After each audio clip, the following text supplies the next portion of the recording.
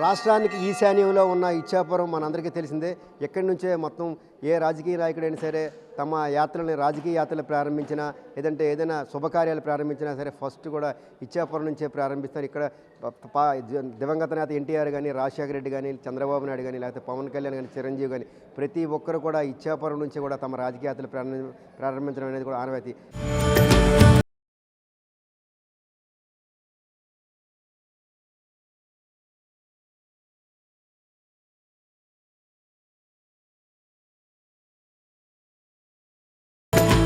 ఇచ్చాపురానికి ఈ పేరు రావడానికి కారణం ముందుగా స్వేచ్ఛాయుత అమ్మవారి ఆలయం వెలయడం వల్ల స్వేచ్ఛాయుత అమ్మవారు తర్వాత ఇలా అలా రాను కాలానుగుణంగా కూడా ఇక్కడ దీనికి ఇచ్చాపురం అని పేరు వచ్చింది. అయితే ఇచ్చాపురంలో స్వేచ్ఛాయుత అమ్మవారు ఏర్పడడానికి కారణం ఏంటి, ఆమె ఆలయ విశిష్టత గురించి మనతో పాటు వివరించడానికి ఆలయ అర్చకులు మనతో పాటు ఉన్నారు. మూర్తి గారు, స్వామి నమస్తే.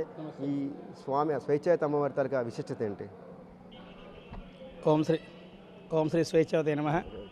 స్వేచ్ఛావతం అనేటువంటిది చల్లని తల్లి, ఇచ్చాపురం అనేటువంటిది అసలు పేరు స్వేచ్ఛాపురం. ఈ స్వేచ్ఛాపురం ఇంతకుముందు అంటే సుమారుగా కూడా 2 దశాబ్దాలకు ముందు అంటే 200 సంవత్సరాల క్రితం ఇక్కడ గుడ్డి పొలాలు ఉండవు, అంటే తోటకూర పండించే ప్రాంతం. అలాంటి ఈ ప్రాంతంలోని ఒకసారి గిలాయి చెన్నయ్య రెడ్డి ఒక అతను ఏం చేశారంటే ఇక్కడ పొలం దున్నారు. ఆయన తాలూకు పొలం అది. ఆ దున్నుతుంటే ఆ నాగల తాలూకా చివరి వచ్చేసి ఒక రాయికి తగిలింది. రాయి నుంచి కూడా రక్తం వస్తే ఆయన భయపడిపోయి ఇక్కడ అన్ని కూడా ఆవులు ఎద్దులన్నింటి వదిలిపెట్టి వెళ్ళిపోయిన తర్వాత తిరిగి రాత్రి కూడా ఆయన కళ్ళలో కనబడి నేను స్వేచ్ఛాదేవికి అవతరించాను, ఇక్కడ దేవాలయం కట్టడని చెప్పారట. అయితే ఆయన తన స్వస్థతో ఆయన దగ్గర ఉన్న ధనంతో ఏం చేశారు, 4 కర్రలు వేసి ఒక చిన్న పందిరి ఏర్పాటు చేస్తారు. తర్వాత మెల్లిమెల్లిగా ఊళ్ళో కొంతమంది కలిసి ఒక చిన్న గుడిసెలాగా ఏర్పాటు చేసిన తర్వాత 2020కి ముందు అంటే 2015కి ముందు దీనికి చిన్న మందిరంగా నిర్మాణం అయింది, కమిటీ ఏర్పడి. ఆ తర్వాత ఎంతోమంది ధర్మకర్తలు మారారు. 2019 సంవత్సరంలోని ఇక్కడ దేవాలయం అనేటువంటిది సుమారు ఊరి మొత్తంలో అందరూ కూడా 108 సభ్యులుగా ఏర్పడి ఈ దేవాలయం ఏం చేశారంటే పునఃప్రతిష్ఠ చేశారు. పునర్నిర్మాణం కూడా జరిగింది. ఆ నిర్మాణంతో అక్కడి నుంచి కూడా ఈ దేవాలయం అనేటువంటి దినదినాభివృద్ధి జరిగింది. ఎందుకంటే ప్రధానంగా స్వేచ్ఛావతం వారు ఇక్కడ చుట్టుపక్కల 7 అక్షరులు ఉన్నారు. ఆ 7 అక్షరులు అందరిలో కూడా 6 ఉగ్రస్వరూపిణులే. అందులో ఒక్కరు మాత్రమే ఈ స్వేచ్ఛావతి చల్లని తల్లి శాంతమూర్తిగా అవతరించారన్నమాట. అయితే స్వేచ్ఛావతం వారి కోల్లో ఇక్కడ జరిగేటువంటి ఉత్సవాలు ఏంటంటే దసరా నవరాత్రుల్లో కూడా చాలా బ్రహ్మాండంగా వేదికపానంగా జరుగుతాయి. సంక్రమణ పుణ్యాలు కూడా కార్యక్రమాలు కూడా చాలా చక్కగా జరుగుతాయి. అంతేకాకుండా ఇక్కడ సంబరాలు ప్రతి 11 సంవత్సరాలకు ఒకసారి సంబరాలు జరుగుతాయండి. ఆ సంబరాల్లో మొన్న ఈ మధ్యనే సంబరాలు కూడా జరిగినాయి. చాలా దేదీప్యమానంగా ప్రతి గ్రామంలో కూడా ప్రతి వీధిలో కూడా రథాలు ఏర్పాటు చేసుకొని ప్రతి ఒక్క గ్రామం నుంచి కూడా ఇంటి నుంచి కూడా ధనసేకరణ చేసుకొని కమిటీ అందరూ కూడా చాలా చక్కగా అంబరానంటే విధంగా ఉత్సవాలు జరుస్తుంటారు. ప్రధానంగా దసరా నవరాత్రులు కావచ్చు, సంక్రమణ పూజలు కావచ్చు. అంతేకాకుండా మనకి ఈ దసరా ఈ సంబరాలు కూడా 11 సంవత్సరాలు ఒకసారి జరిగే సంబరాలు కూడా ఇక్కడ ఏర్పాటు చేస్తారు. అంతేకాకుండా దేవీ నవరాత్రుల్లో మూలా నక్షత్రం నాడు అమ్మవారికి విశేషంగానేటువంటిది సామూహిక అక్షరాభ్యాసం జరుగుతుంది. ఇంతకుముందు గాజుల అలంకరణతో పెద్ద కార్యక్రమం జరిగింది, పసుపు కొమ్ములతో కూడా చక్కగా కార్యక్రమం జరిగింది. ఇంతేకాకుండా ఇక్కడ ఎవరు వచ్చినా కూడా కొంగు బంగారంగా స్వేచ్ఛావతం ఉంటుంది. ఎవరు ఏ రకమైనటువంటి కోరుకున్నా కూడా ఆ కోరిక నెరవేరుతుందని ఆ భావనతో ఇచ్చాపురం నుంచి కూడా ప్రతి ఒక్క రాజకీయ సభలు కావచ్చు, ప్రతి ఒక్క రాజకీయ యాత్రలు కావచ్చు, అదేవిధంగా ఎవరు ముగింపు యాత్రలు కావచ్చు అన్నీ ఇక్కడే చేసుకొని అమ్మవారిని కొలుచుకొని చాలామంది కూడా కార్యక్రమం దిగ్విజయం చేసుకున్నారు. అందుకే స్వేచ్ఛాపురంకి తర్వాత ఇచ్చాపురంకి ఇచ్చా అంటే కోరిక నెరవేరుస్తుంది కాబట్టి ఆవిడ పేరు స్వేచ్ఛావతి. ఆ స్వేచ్ఛావతి తర్వాత పేరుగా ఇచ్చాపురం ఏర్పడింది.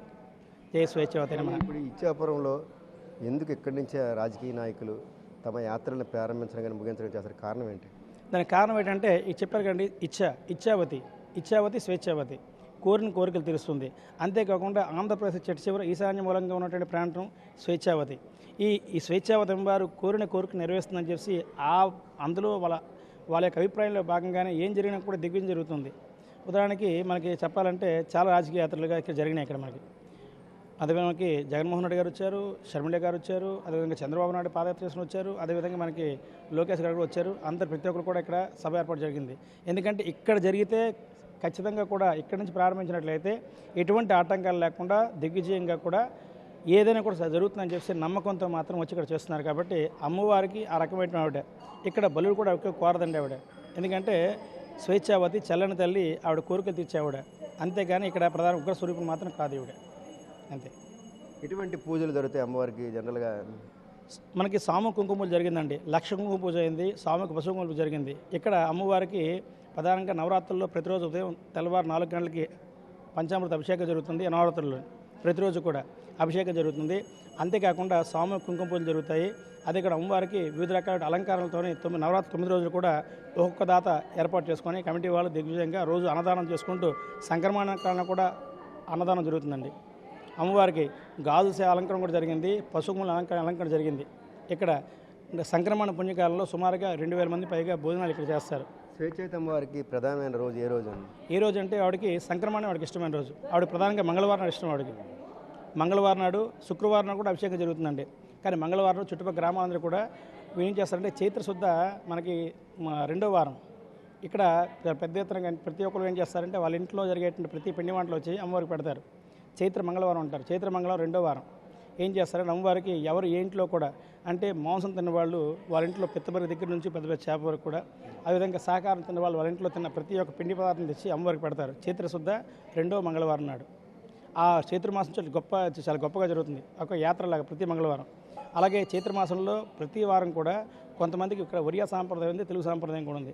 అమ్మవారు అనేటువంటిది ఒరియా సాంప్రదాయం పరంగా సంక్రమణ పూజలు, అదేవిధంగా తెలుగు పద్ధతి ప్రకారం కూడా ప్రతిరోజు శుక్రవారం అభిషేకం, ప్రతి శుక్రవారం అభిషేకం, ప్రతిరోజు ఉదయం సాయంకాలం కూడా తెలుగు పండితులచే అర్చనలు అంటే వైకానస ఆగమం ప్రకారం ఇక్కడ అర్చన జరుగుతుంది.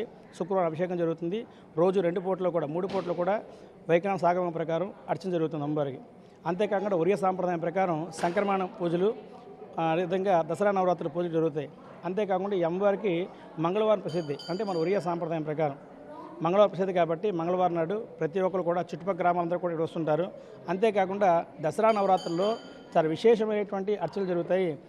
ప్రతిరోజు కూడా విశేష అలంకరణ, విశేషమైనటువంటి హారతులు, విశేషమైనటువంటి నైవేద్యాలు. దసరా నవరాత్రుల్లో 7వ రోజు అంటే సుమారుగా 9వ రోజు జరుగుతుంది. దసరా నాడు 9వ రోజు జరుగుతుంది మనకి. ఆ దసరా నాడు ప్రతి చుట్టుపక్కల అందరూ కూడా వచ్చి రకరకాలైనటువంటి పిండి వంటలతో స్వామివారికి సామూహిక మహానైవేద్యం అనేటువంటి ఏర్పాటు చేస్తారు ఇక్కడ దసరా నాడు.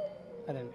మొత్తంగా చూస్తే స్వేచ్ఛాయుత అమ్మవారికి అతి ముఖ్యమైనది మంగళవారం నాడు ఆమెకి ప్రీతిపాత్రమైన రోజు. చైత్ర శుద్ధ 2వ మంగళవారం నాడు కాదు, ప్రతి మంగళవారం కూడా ఇక్కడ ప్రత్యేకంగా పూజలు జరుగుతాయి, అలంకరణ జరుగుతుంది. ఆమెకి కూడా నిత్యం పూజలు, తెల్లవారి సాయంత్రం కూడా నిత్యం పూజలు జరుగుతూ ఉంటాయి.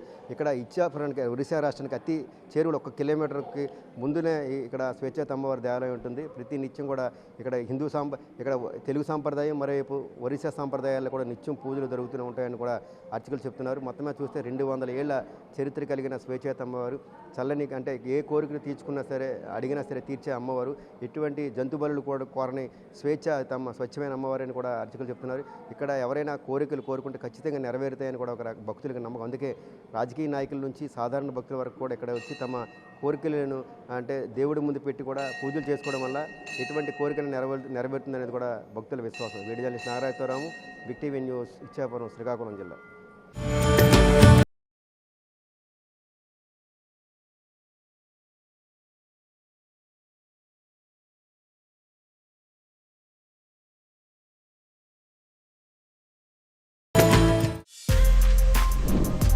For more videos like this, subscribe Big TV channel.